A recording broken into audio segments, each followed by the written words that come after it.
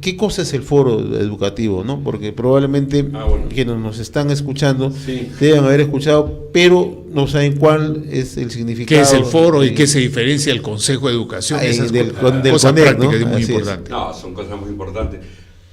Bueno, encantado. ¿Sí? Foro Educativo es una asociación civil sin fines ¿Sí? de lucro, es emblemática, se inscribe dentro de la sociedad civil. Ya. Por lo tanto, no es un organismo estatal, ni es un organismo paraestatal, ni, digamos, es un órgano adscrito a ningún ministerio. Ya. Foro Educativo reúne a profesionales y académicos interesados en la educación y que ha surgido en el año 92 y que, bueno, del debate, de los encuentros y de la confrontación de ideas han surgido muchas ideas importantes que hoy en día se han materializado. Una de ellas es el Consejo Nacional de Educación, que Manolo me acaba de indicar. Otra idea es el Proyecto Educativo Nacional, surgió de Foro Educativo.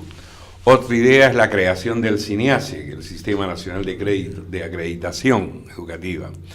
Y otra idea es la composición de mesas interinstitucionales a nivel de educación. Entonces es una especie de voz y de faro con respecto a la educación, y nosotros acabamos de ganar la lista con el lema La educación con E mayúscula. Ya. Estamos en plena arranque de actividades, y ya que tocabas el tema tú de valorar, justamente se trata de esto, ¿no? De ubicar el rol de la educación en el cambio social. ¿Cómo lo ubicamos? Ahí está el tema.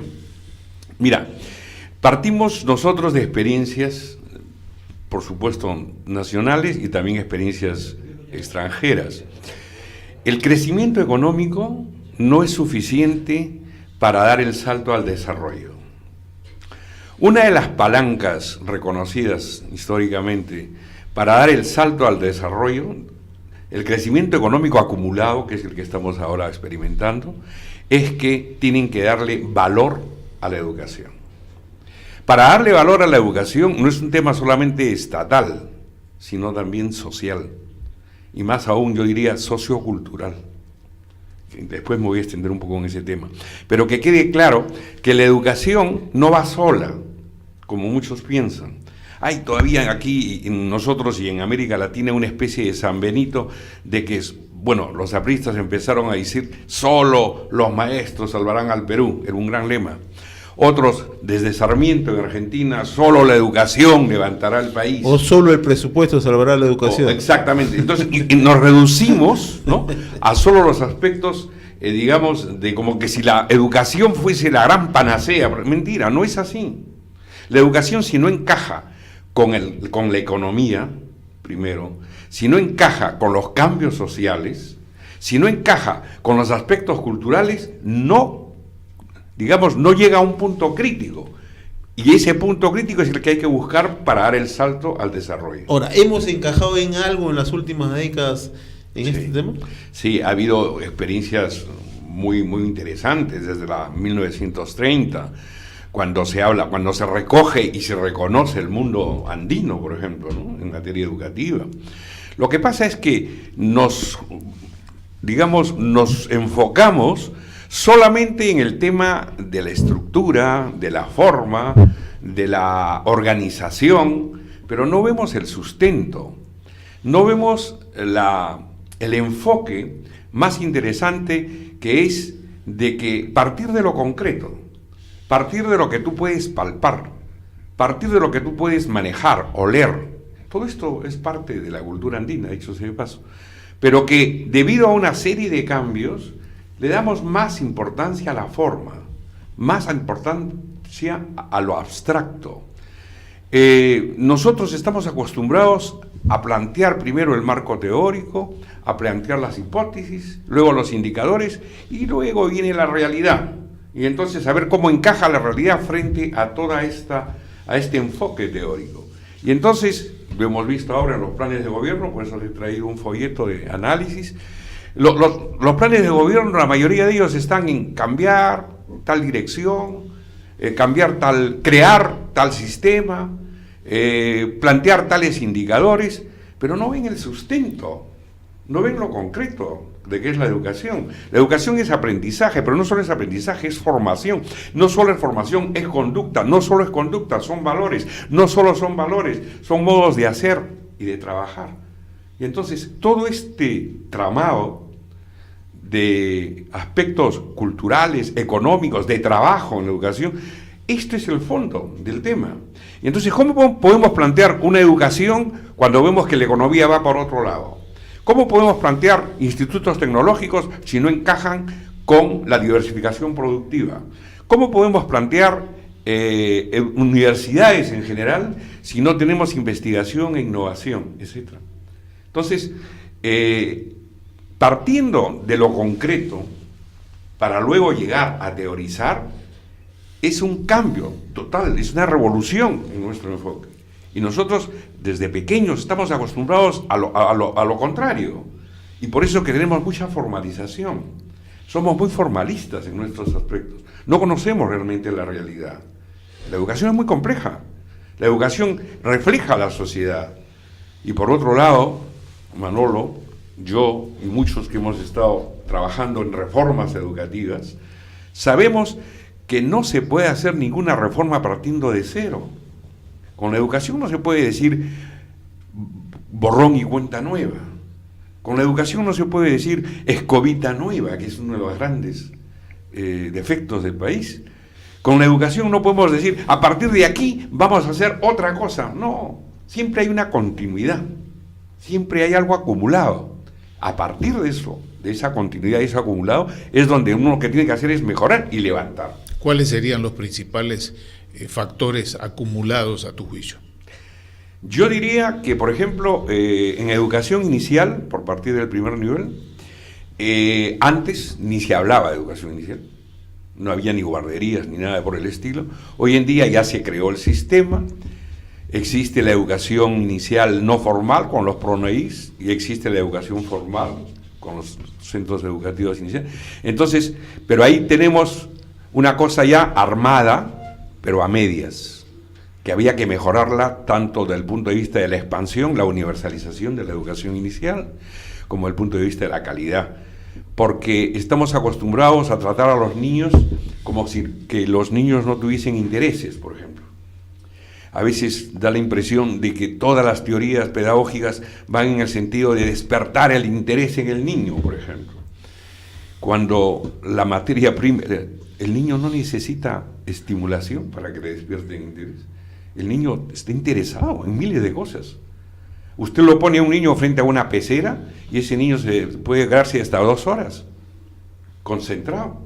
Todo depende cómo le estamos nosotros dando el proceso de aprendizaje. Entonces, toda la parte cualitativa de la educación inicial y su complemento con la nutrición, que es obvio, toda la parte, bueno, ya está de más decir, los grandes déficits endémicos que tenemos en la niñez, y la parte, sobre todo, de las relaciones con los padres de familia, todo eso falta trabajar, toda esa es la parte cualitativa que faltaría trabajar en educación inicial. Nosotros no somos una sociedad racional como europeamente se estipula y como se ve.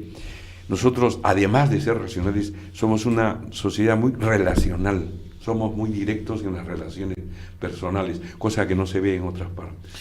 Ahora, en el último quinquenio mucho se ha hablado del tema de la inclusión social. ¿La educación está incluida en esta inclusión social? Por supuesto, la educación es inclusión social y cohesión social.